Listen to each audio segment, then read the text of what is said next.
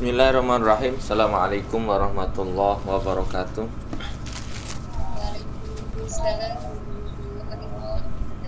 Alhamdulillahirabbil alamin wassalatu wassalamu ala sayyidina Muhammadin wa ala alihi wa ashabihi ajmain. Amma ba'du. Alhamdulillah hari ini kita bisa kuliah meskipun hari libur ya, tapi nggak apa-apa karena Anda harus tetap kuliah sampai tanggal 25 ya, minggu depan. Mungkin untuk minggu depan nanti juga online atau yang lain. Baik, kita lanjutkan pada materi kita tentang ilmu mantik. Yang sudah punya buku tolong disimak, dibuka di bukunya.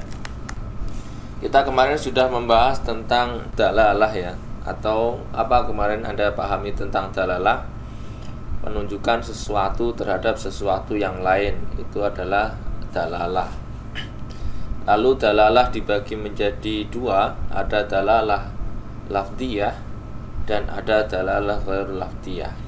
Dalalah yang bersifat kata-kata yaitu lafdiyah, dan dalalah yang bukan bersifat kata-kata yaitu dalalah ghairul lafdiyah.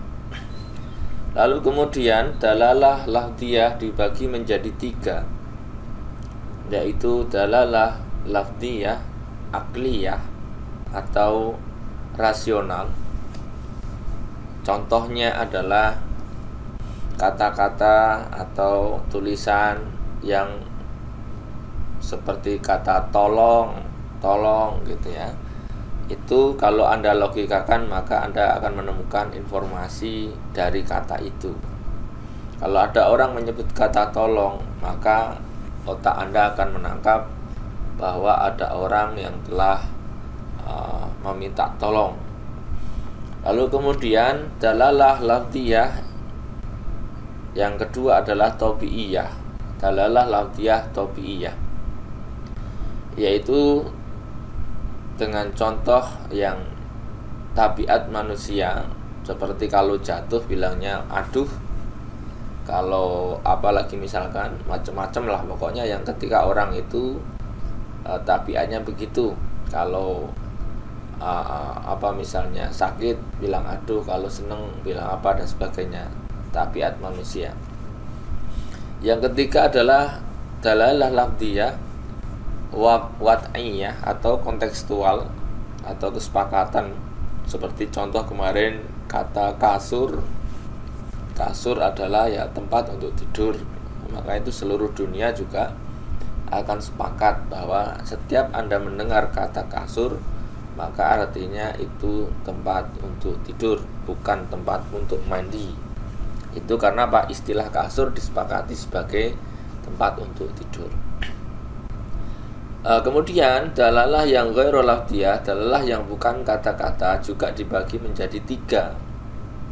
Yang pertama dalalah ghairul lafdiyah akliyah, yang kedua dalalah ghairul lafdiyah tabi'iyah, yang ketiga dalalah ghairul lafdiyah wad'iyah. Kemarin sudah saya kasih contoh dalalah ghairul lafdiyah akliyah. Contohnya adalah apa kemarin? Apa contohnya kemarin? Yang dalalah ghairul lafdiyah akliyah, contohnya apa kemarin? Sampah ya, adanya sampah di tempat Anda itu adalah dalalah akliyah, dalalah ghairul lafdiyah akliyah. Lalu yang tabi'iyah adalah melihat raut muka teman Anda, melihat raut muka orang, melihat body language teman Anda, orang lain. Anda bisa menyimpulkan sebuah kesimpulan, itu bagian dari dalalah ghairul lafdiyah tabi'iyah. Lalu yang ketiga ada dalalah ghairul lafdiyah wad'iyah. Contohnya kemarin kita sudah kasih contoh, ada janur kuning, ada bendera kuning di gang misalkan gitu ya. Maka tanpa dikasih tahu pun Anda sudah bisa menyimpulkan bahwa ketika ada janur kuning maka ada orang yang sedang melaksanakan pernikahan. Ada bendera kuning maka ada orang yang sedang berduka cita. Itu contohnya. Ini dari segi dalalah. Oke, itu contoh yang sudah kita bahas pada kesempatan yang sebelumnya. Lalu kita sekarang akan masuk pada ranah dalalah. Anda ya, tadi sudah tergambar ya. Sekarang dalalah lafdhiyah wad'iyah itu dibagi menjadi berapa di dalam buku? Sebab yang sudah punya buku. Dalalah lafdhiyah wad'iyah itu akan dibagi lagi menjadi dalalah wad'iyah, dalalah lafdhiyah wad'iyah. Yang pertama mutabaqiyah. Sudah ya. Mutabaqiyah itu apa? Mutabaqiyah itu maknanya makna utuh. Maknanya makna utuh. Makna utuh itu apa? Contohnya saya beli rumah. Saya beli rumah. Rumah yang dimaksud di sini adalah rumah yang utuh, bukan rumah itu hanya lantainya saja. Saya beli rumah, berarti rumah itu ya ada pintunya, ada atapnya, ada lantainya, barangkali seperti itu. Itu disebut rumah. Ini namanya dalalah lafdhiyah wad'iyah mutabaqiyah. Nah, ini coba nanti ditulis kalau kemarin bagannya tinggal ditambah ya. Lalu yang kedua ada dalalah lafdhiyah wad'iyah tadhamuniyah. Jadi dalalah wad'iyah, dalalah lafdhiyah wad'iyah tadhamuniyah yang mengandung makna, yang terkandung makna sebagian. Contohnya apa? Contohnya juga kata rumah, tetapi dalam makna yang tidak penuh. Rumah saya bocor. Apakah yang bocor lantainya? Apakah yang bocor temboknya? Atau yang bocor atapnya? Nah, contohnya berarti tidak semua rumah itu bocor. Maka disebutkan tadhamuniyah, hanya terkandung sebagiannya. Yang dimaksud dari kata itu adalah sebagiannya. Maka kalau Anda mengatakan saya beli rumah kok cuma dibelikan lantainya, berarti itu dimaknai secara tadhamuniyah. Saya lagi ngecat rumah gitu ya. Berarti saya lagi ngecat temboknya. Misalnya begitu. Jadi Anda ketika mendengar itu langsung memahami, oh ini maknanya tidak penuh, ini maknanya sebagian. Maka nanti dalam nas-nas Quran dan nas-nas hadis bisa jadi begitu. Jadi ketika Anda mendengar kata bahasa Arab atau bahasa apapun nanti, Anda itu bisa memaknai. Ketika orang membeli rumah, ya rumah utuh. Tetapi kalau orang sedang ngepel rumah, ya yang dipel itu cuman lantainya, nggak mungkin sampai ngepel gentengnya. Kalau ada orang ngepel genteng, ngepel tembok, ya berarti logikanya sedang tidak baik-baik saja gitu ya. Kemudian yang ketiga, dalalah lafdhiyah dalalah lafdhiyah wad'iyah. Apa yang ketiga? Iltizamiyah ya. Dalalah lafdhiyah wad'iyah iltizamiyah. Apa itu iltizamiyah? Iltizamiyah adalah keterkaitan. Ketika disebut A maka muncul B, disebut B muncul D, misalkan gitu ya. Apa contohnya? Kemarin saya contohkan seperti api. Ketika Anda mendengar jangan bermain api loh, maksudnya kalau Anda bermain api nanti kena api jadinya kepanasan. Artinya begitu. Api dan panas itu keterkaitan. Api dan panas apakah sama? Ya tidak sama. Api dan panas tidak sama. Tetapi kalau Anda mendengar api, maka panas itu seperti seolah-olah tidak bisa ditinggalkan. Ya, kayak sahabat apa ya kalau bahasa ini, sahabat bestie apa sekarang itu yang lagi tren ya. Ya, my bestie itu ya, ada dia gitu kasarannya gitu ya. Nggak bisa terlepas. Pernah nggak api itu sesekali terlepas dari panas?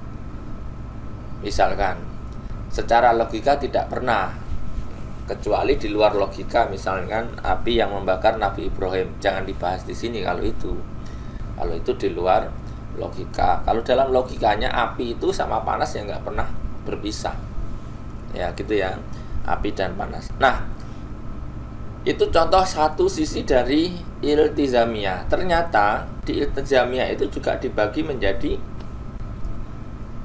beberapa. Coba Anda lihat itu dalam buku Anda tentang luzum. Luzum itu ya iltizam itu. Luzum, iltizamiyah. Apa bagian yang pertama? Yang luzum diantaranya ada apa itu? Coba dilihat di kitabnya.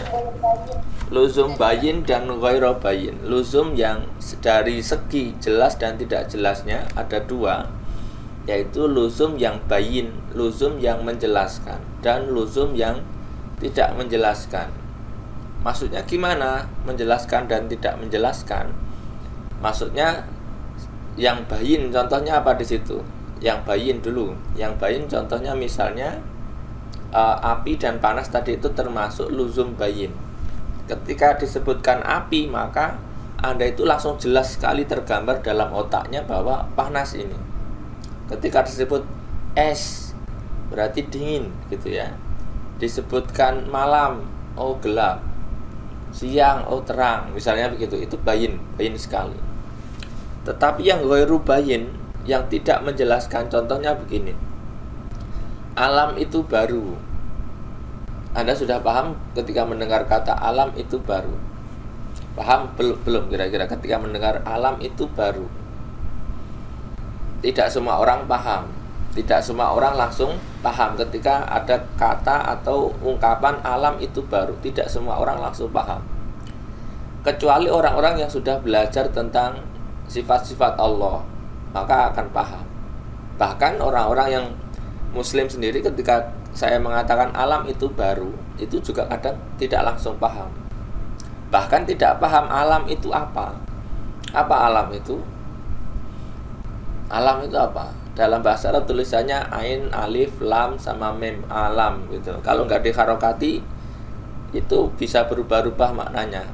Kalau dimaknai diharokati alim jadi ahli ilmu.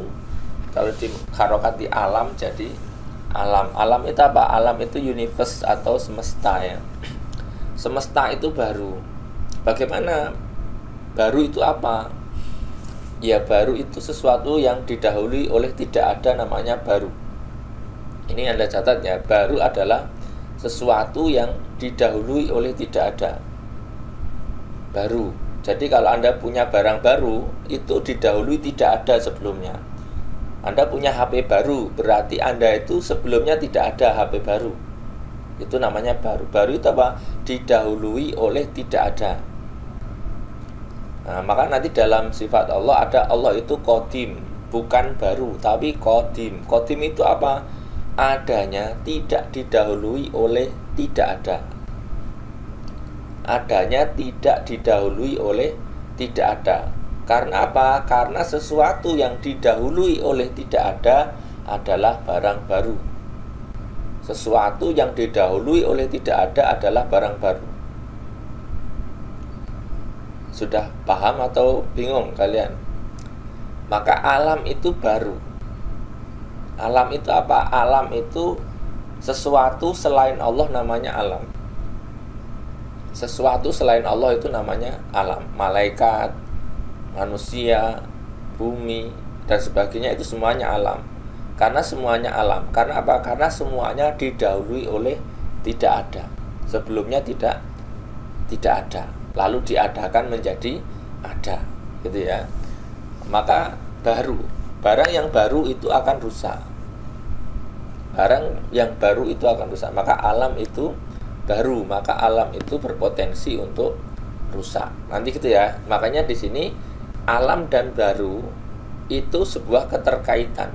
Alam dan baru. Alam itu ya mesti baru karena dia didahului oleh tidak ada. Tapi ungkapan itu tidak mudah dipahami kecuali orang-orang yang sudah memahami.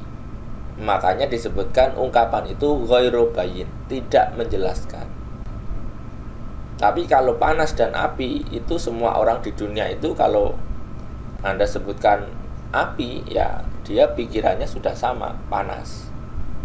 Itu ya.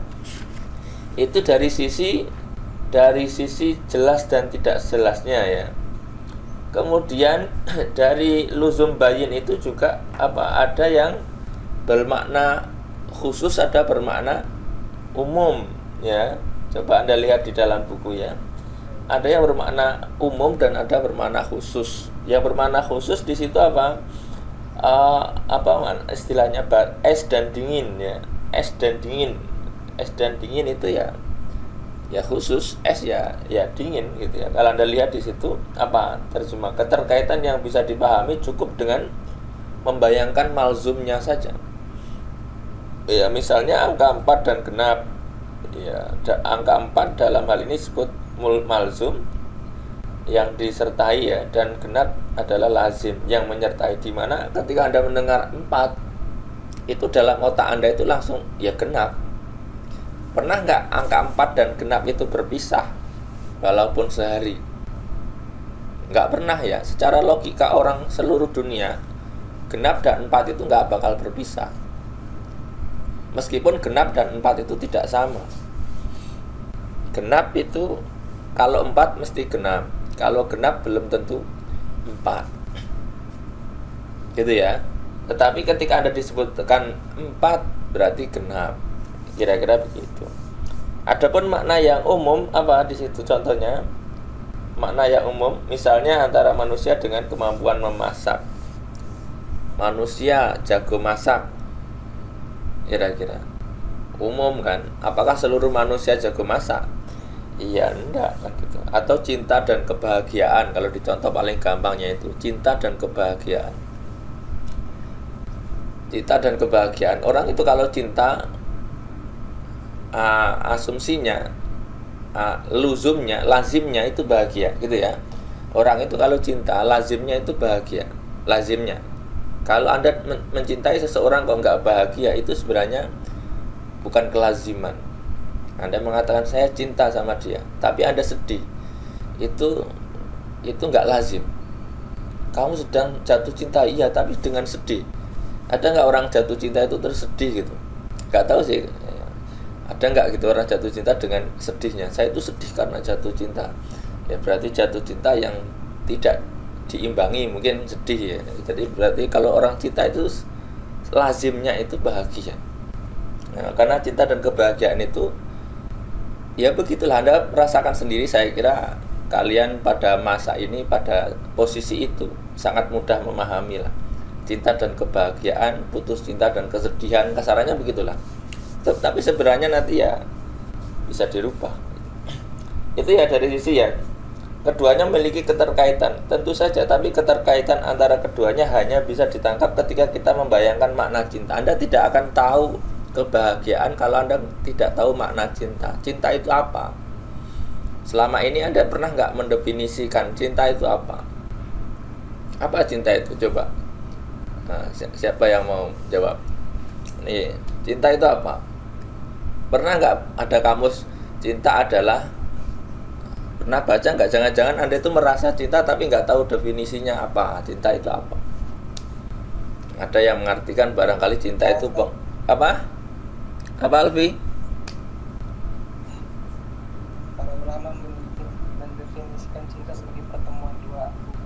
Jadi kalau cuma satu aku itu bukan cinta. Kalau cinta itu pertemuan dan dialog dari dua. Apa? Dua aku ya, pertemuan dua aku ya, terserah siapa lagi yang punya definisi. Makanya Anda itu penting ya, harus tahu definisi. Anda terserah lah bikin definisi sendiri juga boleh, tapi harus tahu. Jangan Anda merasa cinta tapi nggak tahu definisinya apa. Itu bisa bermasalah nanti soal kebahagiaannya itu. Definisi yang lain, kalau Alfi tadi bertemunya dua aku ya, dua aku dan aku yang lain kita ketemu gitu ya. Nah, kalau dalam catatan lain nanti dalam Anda bisa buka kitabnya para orang-orang sufi itu. Nah, kalau mendefinisikan cintanya itu seru ya. Cinta itu ya sebagian ulama mendefinisikan mailul qalbi ila syai' ya, condongnya hati kepada sesuatu, itu disebut cinta. Anda kalau seneng kuliah itu disebutnya cinta, condong hati. Soal soal apa istilahnya, kalau yang Alfi sebut tadi ketemunya dua aku, itu terlalu spesifik kepada urusan manusia. Kadang-kadang ya cinta itu kepada bukunya emang cinta sama kita kan nggak tahu. Ya pokoknya condongnya hati kita kepada sesuatu itu disebutnya cinta. Anda senang sama HP itu ya cinta HP. Soal kadarnya berapa itu nanti sebagaimana Anda sudah pelajari di awal. Ada yang yakin, ada yang don, ada yang syak, ada yang wahmi, atau bahkan ada yang jahil ya. Cinta jahil ya cinta yang tidak ada sambutan 0% itu ya. Mungkin cinta yang bodoh ya. Udah tahu nggak direspon masih ini saja. Kasarannya begitulah ya. Anda sudah bisa ngukur lah.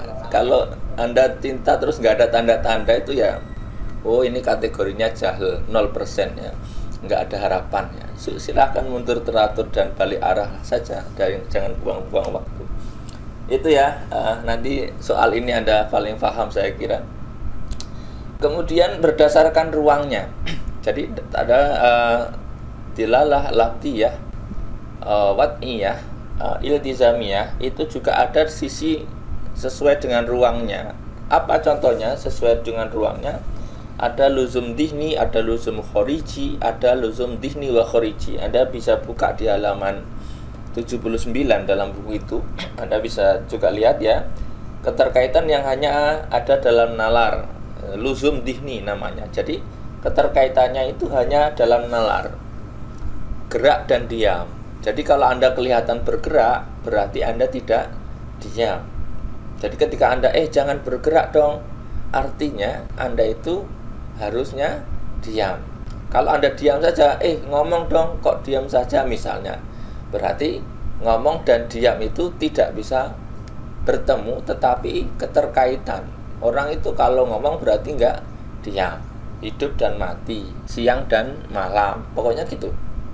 Di suatu siang hari berarti logika kita itu langsung memutuskan bahwa siang hari itu bukan malam, gitu ya. Jadi Anda nanti bisa contohnya seperti itu. Kalau di dalam buku keterkaitan gerak dan diam, buta dan melihat, tuli dan mendengar, gitu ya.